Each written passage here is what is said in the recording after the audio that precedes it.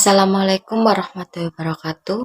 Saya Farisa Ismi Armelia, NIM 0302042236, kelas C, Sastra Indonesia, semester 1. Saya akan menjelaskan tentang bab 13, syarah dan pemahaman hadis. Definisi syarah hadis menurut Ibnu Faris, secara bahasa, syar terdiri dari 3 huruf yaitu shin, ro, dan ha yang memiliki arti al-fat pembukaan dan al-bayan penjelasan. Sedangkan hadis secara terminologi adalah perkataan, perbuatan, dan ketetapan yang disandarkan kepada Nabi Muhammad SAW. Maka jika digabungkan kata syar dan hadis menjadi sebuah frasa. Pengertian dalam studi hadis adalah ilmu yang membahas tentang makna dan maksud dari hadis-hadis yang disandarkan kepada Nabi Muhammad berdasarkan kaidah-kaidah dalam bahasa Arab dan prinsip-prinsip syariat sesuai dengan batas kemampuan manusia. Di antara tujuan dari ilmu hadis adalah mengetahui makna dan fikih hadis Rasulullah. Bahkan bisa dibilang tujuan ini merupakan sebuah dari ilmu hadis, sebab dengan memahami makna dan fikih hadis, syariat Islam dapat tegak. Disinilah letak urgensi ilmu syarah hadis. Ada sumber yang menyebutkan bahwa tidaklah disebut seorang ahli hadis siapapun yang tidak menguasai fikih hadis dan dirayanya. Kemunculan embrio ilmu syarah hadis terjadi sejak era Rasulullah, kemudian semakin berkembang di era sahabat dan tabi'in. Tradisi menjelaskan hadis-hadis di era awal terjadi secara natural, di mana para sahabat waktu itu menguraikan hadis yang didengarnya dari Rasulullah dengan menghubungkan hadis-hadis lain atau perkataan para sahabat tabi'in. Di era Rasulullah dan sahabat, hadis-hadis ditulis untuk kepentingan personal agar mudah menghafalkannya. Sehingga saat itu koleksi tulisan-tulisan hadis tidak tersusun secara sistematis per bab, sebagaimana yang kemudian dijumpai di era tabi'in berlanjut hingga saat ini.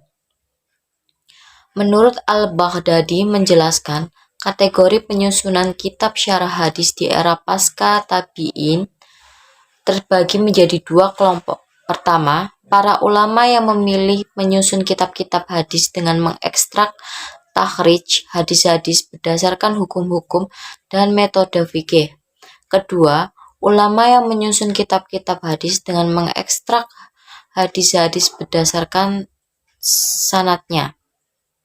Kemudian, kitab-kitab syarah hadis yang terjadi belakangan di era al-tabi'in bukan tanpa sebab. Di antara faktor-faktor penyebabnya adalah: pertama, perhatian generasi sahabat dan tabi'in lebih terfokuskan pada pengumpulan, penulisan, dan penyalinan hadis-hadis. Kedua, belum muncul urgensi syarah hadis karena masa masih dekat dengan era Rasulullah. Ketiga, mayoritas tidak merasa senang apabila hadis-hadis Rasulullah disandingkan dengan perkataan lainnya. Berdasarkan tipologi penyerahan dari kitab-kitab syarah hadis yang sudah ada, maka model kitab syarah hadis dapat dikategorikan menjadi 3 macam, yaitu A. Model pensyarah tematik atau maudu'i, adalah dengan mengkaji hadis-hadis Rasulullah terlebih dahulu, kemudian menentukan hadis-hadis yang hendak disyarahi, baik dari segi sanad maupun matanya, dengan mengkelompokkannya ke dalam tema-tema pembahasan yang sudah disusun. B.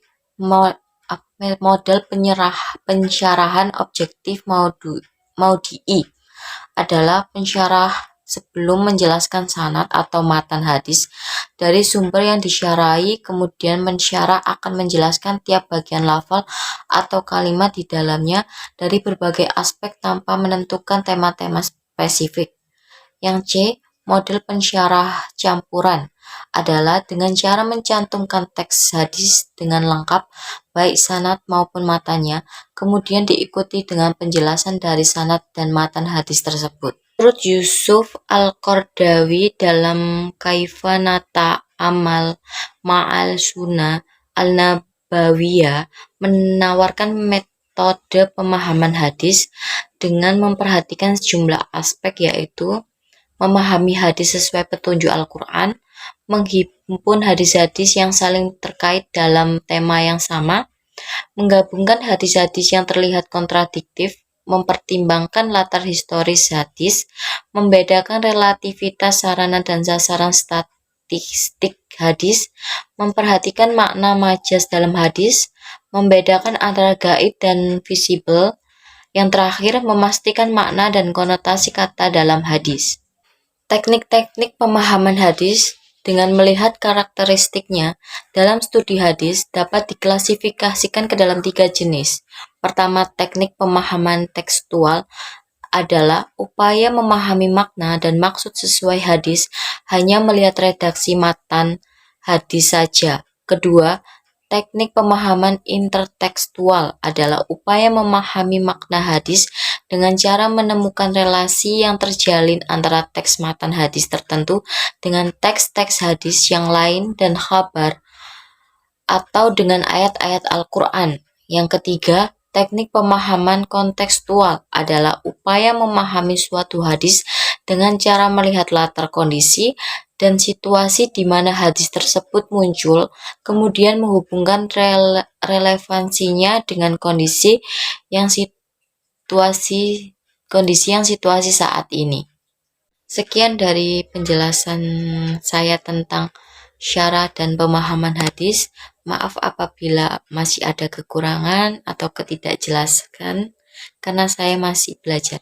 Wassalamualaikum warahmatullahi wabarakatuh.